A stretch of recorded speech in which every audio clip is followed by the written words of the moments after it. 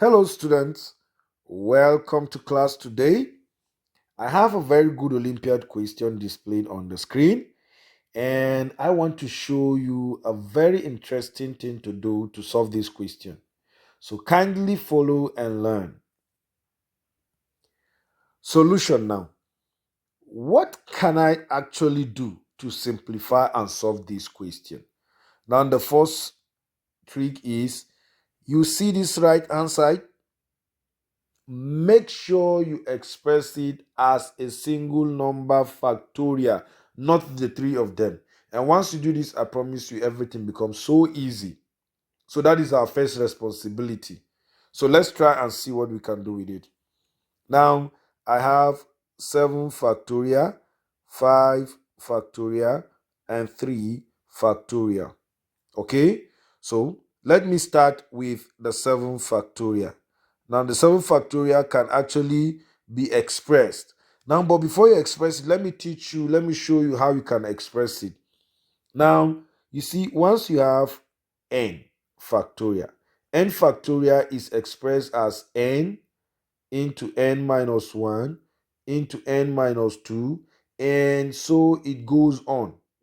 But once you have a number, it terminates at 1, so that 7 factorial will be 7 times 6. Can you see it's reduced by 1 now?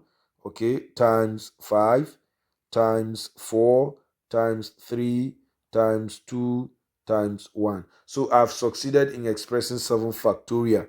So let me pick 5 factorial, the same method. This is going to be 5 times 4 times 3 times 2 times 1. I'm done with this aspect. So let me go to 3 factorial. I'm going to have 3 times 2 times 1. Now, since I have this, recall we want to express it as a single number factorial. So what do I do next?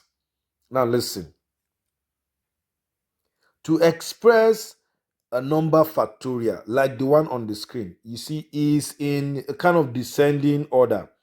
But you see, for the sake of our work, we are going to make it in ascending order so that it will be very okay for us to actually work it out. So what do I mean?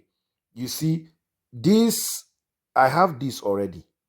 Okay, this is a complete set of numbers for a factorial. So instead, I'm going to start with 1, that is in ascending order now. So I'm going to start with 1 times 2 times 3 times 4 times 5 times 6 times 7. Recall I said we want to make it to be a single number factorial. So I'm done with that. Now what is left for us will be from the other two, which is 5 factorial and 3 factorial, where I'm going to have 5 times 4 times 3 times 2 times 3 times 2. If you see, I didn't include this one and I never included this one. Now, even this was already captured in the first one, okay? So I don't really have problem with that. So this is what I have. Now listen, but if you check, the factorial thing is in ascending order, it's in a particular order. If you check, the next thing I need is 8. How can I have 8 after 7? That is 7 times 8 now, since it's in ascending order. This is what you need to know. Do you know that these 4, okay, and 2, when they are multiplied together, it gives 8? Since it gives 8, this is what I'm going to do. I'm going to have 1 times 2 times 3 times 4 times 5 times 6 times 7. Then I'll have times 8. So that what will be left will be 5 times 3 times 3, then times 2. I'm moving now. Now, after 8, what do you have? You have 9. So why not? Let me have 3 times 3. Okay, these 2 will give me 9. Then I will now have 1 times 2 times 3 times 4 times 5 times 6 times 7 times 8 times 9. Then what is left will be just 5 times 2, which is perfect because the next number is 10. Hence, what I'm going to have now will be 1 times 2 times 3 times 4 times 5 times 6 times 7, 8, then times 9, then times 10. I've done it.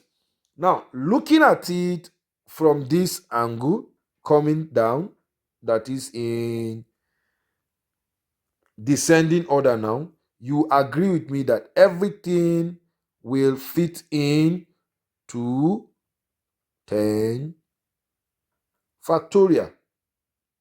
Hence, we can conclude that 7 factorial, 5 factorial, 3 factorial, all is the same as 10 factorial because I actually combine them. So you can see now that I've made it to be a single digit factorial.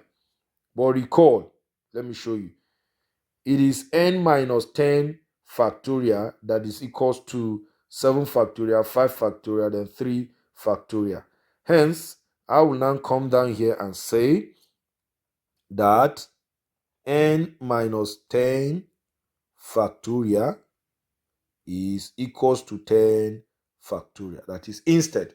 Now, of course, by comparison now, you can now find out that n minus 10 must be equals to what? 10.